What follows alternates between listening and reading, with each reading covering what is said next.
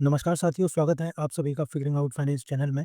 अगर आप banking, insurance या किसी भी रेगुलेटरी इंटरव्यू की प्रिपरेशन कर रहे हैं, तो इस वीडियो को बिल्कुल एंड तक ज़रूर देखिएगा। हो सकता है आज का कोई एक क्वेश्चन या उसका आंसर ही आपके इंटरव्यू पैनल में पूछ लिया जाए, इसलिए एक भी क्वेश्चन आप मिस मत कीजिएगा। इस बैंकिंग इंटरव्यू मास्टर सीरीज़ में हम previous year interview question, expected question, banking awareness और पैनल रेडी आंसर कवर करेंगे, ताकि आप इंटरव्यू में कॉन्फिडेंस के साथ परफॉर्म कर सकें। इसलिए अगर आप बैंकिंग इंटरव्यू की कंप्लीट प्रिपरेशन एक ही जगह से करना चाहते हैं, तो ये बैंकिंग इंटरव्यू मास्टर सीरीज़ आपके लिए एक वन स्टॉप सॉल्यूशन है। दोस्तों, ये है सेट नंबर 18। अगर आपने इसके अब तक बाकी के पार्ट नहीं देखे हैं, तो आप उनको ज़रूर देखिएगा। दोस्तों, इस सेट में मैंने जो क्वेश्चन लिए हैं, वो रिलेटेड है सिचुएशनल और एथिक्स से रिलेटेड। काफ़ी इंपॉर्टेंट क्वेश्चन है। तो आजकल ये इंटरव्यू का फेवरेट टॉपिक बन चुका है कि सिचुएशन और एथिक्स से रिलेटेड क्वेश्चन पूछना। दोस्तों, इस वीडियो को लास्ट तक ज़रूर देखिएगा। अगर पैनल आपसे इन क्वेश्चन के बारे में पूछता है, तो कम से कम आपको ये आइडिया रहेगा कि कैसे आपको एक इफेक्टिव आंसर फ्रेम करना है, ताकि आप पैनल को इम्प्रेस कर सकें। दोस्तों, इस वीडियो में मैंने जो क्वेश्चन लिए हैं और उनके आंसर मैंने इस तरीके से डिजाइन किए हैं, अगर आप पैनल को एक इफेक्टिव आंसर देंगे, तो उसका एक अलग ही इम्पैक्ट पड़ेगा। देखिए दोस्तों, हमें आता सब कुछ है, हमको डेफिनेशन भी पता है, बट कभी-कभी क्या होता है, जब हम पैनल के सामने बैठते हैं ना, तो हमें कुछ चीज़ें याद नहीं आती, कैसे हम चीज़ों को एक्सप्लेन करें।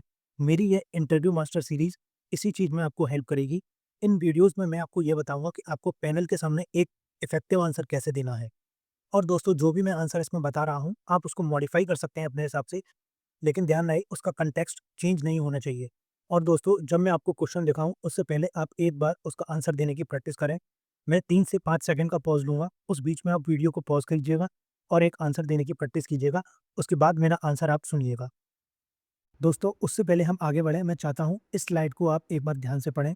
आप ये देखें कि मेरी वीडियोज़ आपको कैसे देखनी है, ताकि आप जो भी कंटेंट पढ़ रहे हैं, उसका मैक्सिमम रिटेंशन कर पाएँ। दोस्तों, इन स्टेप्स को ज़रूर फ़ॉलो कीजिएगा, इससे आपको ही फ़ायदा मिलेगा इंटरव्यू में। तो आप वीडियो को पॉज़ कीजिए और एक बार इसको पढ़िए। तो चलिए दोस्तों, आज का वीडियो शुरू करते हैं। आज का पहला क्वेश्चन है, a loyal long standing customer someone who has banked with you for years ask you to approve a loan that does not quite meet the criteria, what do you do? चलिए देखते हैं panel को एक अच्छा answer कैसे दें। Sir, मैं एक लॉयल कस्टमर की वैल्यू ज़रूर करता हूँ, लेकिन रूल्स बैंक और कस्टमर दोनों की प्रोटेक्शन के लिए होते हैं, इसलिए मैं उन्हें इग्नोर या बेंड नहीं कर सकता। सबसे पहले मैं कस्टमर की बात पेशेंटली सुनूंगा और उसकी लोन फाइल को ध्यान से चेक करूंगा, ताकि मुझे एग्जैक्टली पता चले कि क्राइटेरिया किस पॉइंट पर मीट नहीं हो रहा है। अगर गैप छोटा है, तो उसे इम्प्रूव करने का प्रॉपर गाइडेंस दूंगा, जैसे को एप्लीकेंट ऐड करना, एडिशनल सिक्योरिटी देना या इनकम प्रूफ को और स्ट्रॉन्ग बनाना। अगर फिर भी कस्टमर लोन के लिए एलिजिबल नहीं होता, तो मैं उन्हें पोलाइटली रीज़न एक्सप्लेन करूँगा और उनकी रिक्वायरमेंट के हिसाब से कोई सूटेबल अल्टरनेटिव सजेस्ट करूँगा, जैसे स्मॉलर लोन अमाउंट या कोई दूसरी स्कीम। मैं कभी भी गलत तरीके से लोन अप्रूव नहीं करूँगा, क्योंकि एक रॉन्ग अप्रूवल बैंक को भी नुकसान पहुँचा सकता है और कस्टमर को भी अननेसेसरी डेट में डाल सकता है। मेरे लिए ऑनेस्टी और कंप्लायंस ही लॉन्ग टर्म ट्रस्ट को बनाए रखते हैं।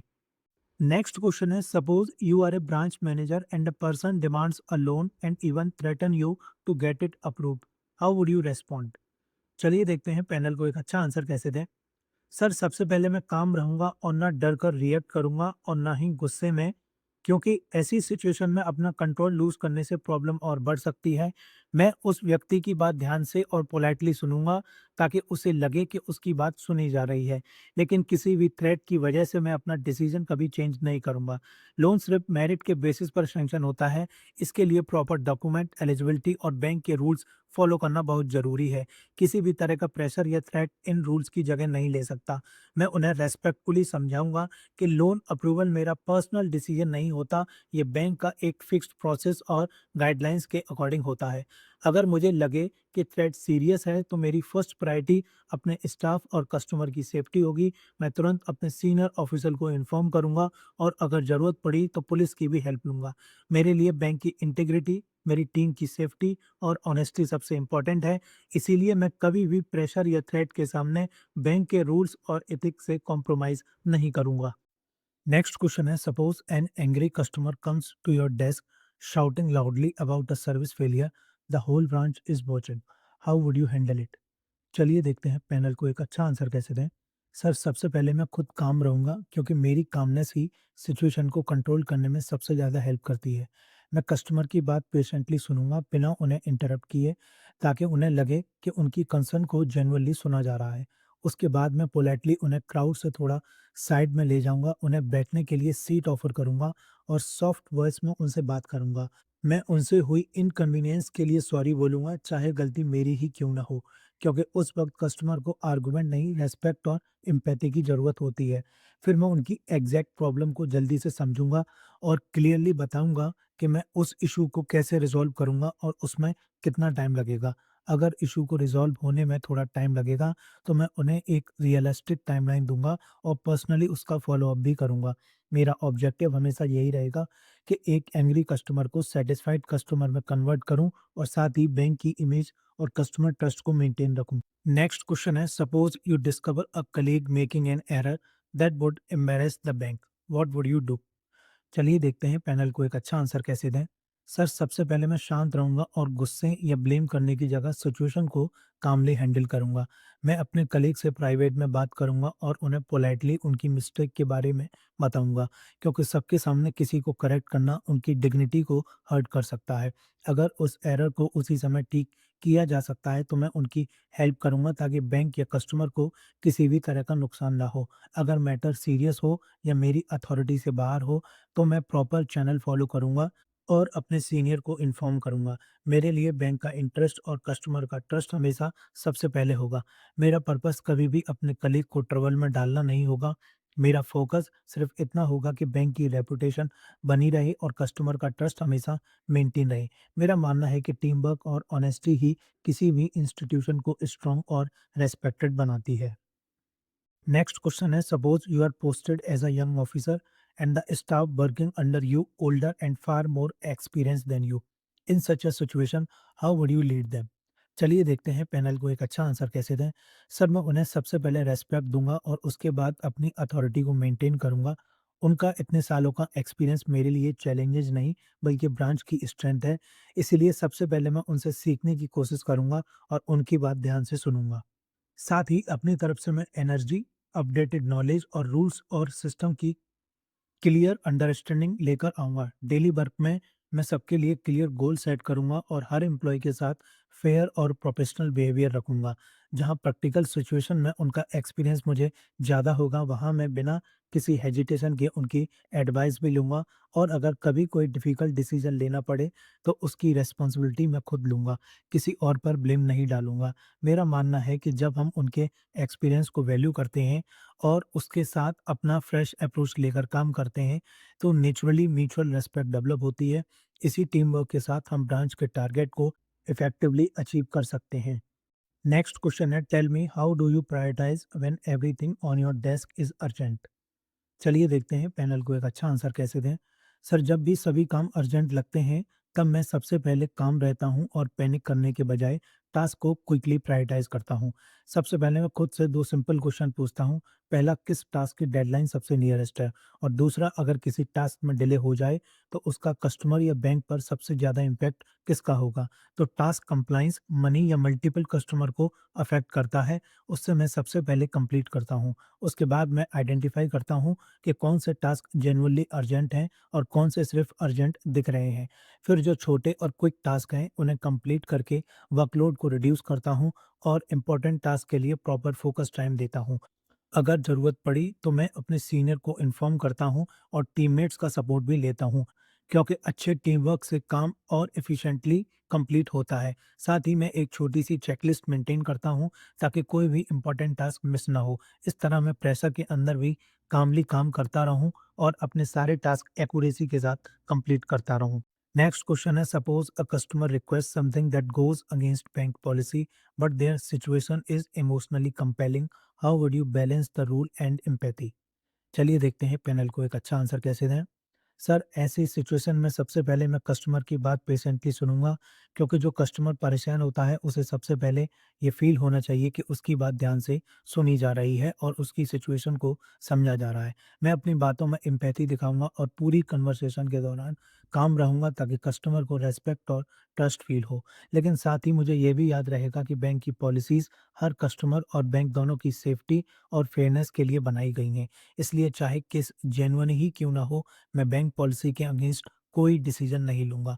सर, नो बोलने के बजाय मैं कस्टमर को पोलाइटली रीज़न एक्सप्लेन करूँगा और फिर रूल्स के अंदर रहकर कोई सही अल्टरनेटिव या पॉसिबल सॉल्यूशन ढूँढने की कोशिश करूँगा जो उनकी हेल्प कर सके। अगर ज़रूरत हुई तो मैं उन्हें अपने सीनियर या एप्रोप्रिएट चैनल के पास भी गाइड करूँगा।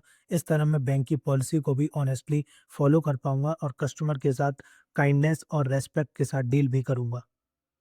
नेक्स्ट क्वेश्चन है, suppose during your work you suspect that a transaction may be fraudulent, what step would you take? चलिए देखते हैं पैनल को एक अच्छा आंसर कैसे दें। सर, सबसे पहले मैं काम रहूँगा और किसी भी कंक्लूज़न पर जल्दी नहीं पहुँचूँगा, क्योंकि सिर्फ डाउट होना फ्रॉड का प्रूफ नहीं होता। उसके बाद मैं ट्रांज़ैक्शन की डिटेल को क्विकली वेरीफ़ाई करूँगा, जैसे अकाउंट ट्रांज़ैक्शन, अमाउंट और ट्रांज़ैक्शन पैटर्न, ताकि ये समझ सकूँ कि ट्रांज़ैक्शन वाक़ई अनयूजुअल लग रहा है या नहीं। अगर वेरिफ़िकेशन के बाद भी मेरा डाउट बना रहता है, तो जहाँ सिस्टम अलाउ करता है, वहाँ ट्रांज़ैक्शन को होल्ड या फ्लैग करूँगा, ताकि प्रॉपर वेरिफ़िकेशन होने तक कोई फंड मूवमेंट ना हो। इसके तुरंत बाद मैं अपने सीनियर ऑफिसर या ब्रांच हेड को इन्फॉर्म करूँगा, क्योंकि इस तरह के मैटर कभी भी इंडिविजुअली हैंडल नहीं करने चाहिए। फिर मैं बैंक के लेट डाउन प्रोसीजर को फॉलो करूँगा और प्रॉपर चैनल के थ्रू बिना किसी डिले के रिपोर्ट सबमिट करूँगा। पूरी प्रोसेस के दौरान मैं कस्टमर के इंटरेस्ट और बैंक के रूल्स दोनों को ध्यान में रखूँगा, कंप्लीट कॉन्फिडेंशियलिटी मेंटेन करूँगा और हर स्टेप का प्रॉपर रिटर्न रिकॉर्ड भी मेंटेन करूँगा। मेरे हिसाब से ऐसी सिचुएशन में सबसे इम्पोर्टेंट बात ये है कि हम फास्ट एक्शन लें, लेकिन हर स्टेप केयरफुली और बैंक की पॉलिसी के अकॉर्डिंग ही फॉलो करें। नेक्स्ट क्वेश्चन है, suppose your senior give you an instruction that you believe is wrong, what would you do? चलिए देखते हैं पैनल को एक अच्छा आंसर कैसे दें। सर, सबसे पहले मैं काम रहूँगा और ये मानूँगा कि मेरे सीनियर के पास मुझसे ज़्यादा एक्सपीरियंस है। हो सकता है कि मैं उनके इंस्ट्रक्शन के पीछे का रीज़न अभी पूरी तरह समझ ना पाऊँ। इसीलिए मैं पोलाइटली उनसे क्लैरिटी माँगूँगा और अपनी कंसर्न को भी रिस्पेक्टफुल तरीके से शेयर करूँगा। मैं बताऊँगा कि मुझे किस बात की चिंता है। कई बार एक छोटी सी डिस्कशन से दोनों तरफ की कन्फ्यूज़न क्लियर हो जाती है। लेकिन अगर उसके बाद भी मुझे लगे कि वो इंस्ट्रक्शन बैंक के रूल्स, आरबीआई गाइडलाइंस या एथिक्स के अगेंस्ट हैं, तो मैं चुप नहीं रहूँगा। मैं अपनी बात को पोलाइटली रिकॉर्ड पर रखूँगा और अगर ज़रूरत पड़ी तो प्रॉपर चैनल फॉलो करते हुए मैटर को एप्रोप्रिएट अथॉरिटी तक ले जाऊँगा। मेरे लिए डिसिप्लिन बहुत इंपॉर्टेंट है, लेकिन ऑनेस्टी और बैंक का इंटरेस्ट हमेशा सबसे पहले आता है। मेरा मानना है कि रेस्पेक्ट और रूल्स दोनों साथ-साथ चल सकते हैं। Next question is, suppose a long queue is building at your branch and the system suddenly goes down. As an officer, how would you manage the situation? चलिए देखते हैं पैनल को एक अच्छा आंसर कैसे दें। सर, सबसे पहले मैं खुद काम रहूँगा, क्योंकि अगर ऑफिस पैनिक करेगा तो कस्टमर भी पैनिक करने लगेंगे। मैं सभी कस्टमर को पोलाइटली बताऊंगा कि सिस्टम टेम्परेली डाउन है और उन्हें अश्योर करूंगा कि उनका काम हमारे लिए इम्पोर्टेंट है। उसके बाद मैं तुरंत आईटी टीम या हायर ऑफिस को इशू रिपोर्ट करूंगा, ताकि एक्सपेक्टेड टाइम का पता चल सके। जब तक सिस्टम रीस्टोर नहीं होता, मैं उन कस्टमर को गाइड करूंगा जिनका काम सिस्टम के बिना हो सकता है, जैसे सिंपल इंक्वायरीज या फॉर्म फिलिंग, ताकि उनका टाइम वेस्ट ना हो। सीनियर सिटीजन और जो कस्टमर अनवेल हैं, उनके लिए मैं सीटिंग और प्रायोरिटी का अरेंजमेंट करूंगा। मैं टाइम टू टाइम कस्टमर को ऑनेस्ट अपडेट देता रहूंगा, ताकि किसी को भी ये ना लगे कि उन्हें इग्नोर किया जा रहा है। जैसे ही सिस्टम वापस आ जाएगा, मैं क्यू को जल्दी और फेयर ऑर्डर में क्लियर करूंगा। मेरा मानना है कि डिफिकल्ट सिचुएशन में भी अगर हम काम रहें, ट्रांसपेरेंट कम्युनिकेशन रखें और कस्टमर को रेस्पेक्ट के साथ हैंडल करें, तो वही असली ट्रस्ट बिल्ड करता है। नेक्स्ट क्वेश्चन है, suppose you are posted far from home in a place where the local language is unfamiliar to you, how would you adopt? चलिए देखते हैं पैनल को एक अच्छा आंसर कैसे दें। सर, मैं इस पोस्टिंग को प्रॉब्लम के रूप में नहीं, बल्कि एक लर्निंग अपॉर्चुनिटी के रूप में देखूंगा। सबसे पहले मैं लोकल लैंग्वेज धीरे धीरे सीखना शुरू करूंगा। रोज कुछ कॉमन वर्ड्स और फ्रेजेस सीखूंगा, ताकि मैं कस्टमर को ग्रीट कर सकूं और उनकी बेसिक नीड को समझ सकूं। इससे उनके प्रति रेस्पेक्ट भी दिखेगा और ट्रस्ट भी जल्दी बिल्ड होगा। दूसरा, मैं अपने लोकल कलीग की हेल्प करूंगा, क्योंकि उन्हें वहाँ की लैंग्वेज, कल्चर और लोगों की अच्छी अंडरस्टैंडिंग होती है। मैं उनसे ओपन माइंड के साथ सीखने की कोशिश करूँगा। तीसरा, मैं लोकल कम्युनिटी के साथ टाई अप करने की कोशिश करूँगा, लोकल फूड एक्सपीरियंस करूँगा और लोकल फेस्टिवल में पार्टिसिपेट करूँगा, ताकि मुझे उस जगह पर जल्दी क्लोज़ फ़ील हो। मेरा मानना है कि एक बैंक ऑफ़िसर का काम सिर्फ़ बैंकिंग सर्विस देना नहीं होता, बल्कि लोगों के साथ ट्रस्ट और अच्छा रिलेशनशिप भी बिल्ड करना होता है। और जब हम उनकी लैंग्वेज और कल्चर का रिस्पेक्ट करते हैं, तो वो हमारे साथ और भी कंफर्टेबल फ़ील करते हैं। इसीलिए मैं पेशेंस, पॉजिटिव एटीट्यूड और सीखने की जेन्युइन विलिंगनेस के साथ खुद को उस नए एनवायरनमेंट में एडॉप्ट करूँगा। आज का लास्ट क्वेश्चन है, suppose a colleague ask you to cover up their small mistake, what would your response be? चलिए देखते हैं पैनल को एक अच्छा आंसर कैसे दें। सर, सबसे पहले मैं काम रहूँगा और हार्शली रिएक्ट नहीं करूँगा, क्योंकि मेरा कलीग पहले से ही टेंशन में होगा। मैं उन्हें पोलाइटली समझाऊँगा कि बैंक जैसे इंस्टीट्यूशन में जहाँ हम पब्लिक का पैसा और ट्रस्ट हैंडल करते हैं, वहाँ छोटी से छोटी गलती को भी हाइड करना सही अप्रोच नहीं है। मैं उन्हें कहूँगा कि गलती को कवर अप करने के बजाय उसे करेक्ट करने की कोशिश करते हैं। अगर किसी स्मॉल मिस्टेक को टाइम पर सीनियर को रिपोर्ट कर दिया जाए तो अक्सर उसे आसानी से रेक्टिफाई किया जा सकता है। मैं ये भी एक्सप्लेन करूँगा कि अपनी मिस्टेक एक्सेप्ट करना ऑनेस्टी और इंटीग्रिटी को दिखाता है, और जनरली सीनियर भी उसी पर्सन को एप्रिशिएट करते हैं जो अपनी गलती मानकर उसे सिंसियरली करेक्ट करते हैं। लेकिन अगर हम मिस्टेक को हाइड करते हैं तो वही एक छोटी-सी प्रॉब्लम बाद में एक बड़ी इश्यू बन सकती है। इसीलिए मेरा सिंपल सा रिस्पॉन्स होगा, मैं अपने कलीग को सपोर्ट ज़रूर करूँगा, लेकिन उन्हें हमेशा ऑनेस्ट और सही रास्ता ही चूज़ करने के लिए गाइड करूँगा। और दोस्तों, एक इम्पोर्टेंट अपडेट ये भी है कि अगर आप इन वीडियो सीरीज़ की पीडीएफ चाहते हैं, तो उसका लिंक आपको डिस्क्रिप्शन और कमेंट बॉक्स में मिल जाएगा। आप बहुत छोटा-सा अमाउंट पे करके इनकी पीडीएफ ले सकते हैं। और दोस्तों, एक सबसे इम्पोर्टेंट बात, ये जो मेरी पीडीएफ है, ये कॉपीराइट एक्ट 1957 के अंदर है। इसको आप कहीं भी शेयर नहीं कर सकते। इसके बारे में आप सामने स्क्रीन पे पढ़ सकते हैं, 3 चीज़ें मैंने मेंशन की हैं, इसलिए बहुत ही अफोर्डेबल मैंने इसका प्राइस रखा है। तो लिमिटेड पीरियड ऑफर है, फर्स्ट 200 स्टूडेंट के लिए 50% ऑफ है, आप 253 में ये अवेल कर सकते हैं, इसलिए आप जल्द से जल्द इसको परचेज़ कर लीजिएगा। दोस्तों, आज की वीडियो में इतना ही, उम्मीद है वीडियो पसंद आई होगी। अपना फीडबैक आप ज़रूर शेयर कीजिएगा, आप कमेंट सेक्शन में भी कर सकते हैं या मुझे डायरेक्ट मैसेज भी कर सकते हैं टेलीग्राम या इंस्टाग्राम पर, लिंक आपको डिस्क्रिप्शन बॉक्स में मिल जाएगा। या आपकी कोई क्वेरी हो या आप चाहते हो कि मैं कोई स्पेसिफिक क्वेश्चन कवर करूँ आपके आने वाले इंटरव्यू के लिए, तो उसको भी आप मुझे कमेंट सेक्शन या मुझे डायरेक्ट मैसेज कर सकते हैं।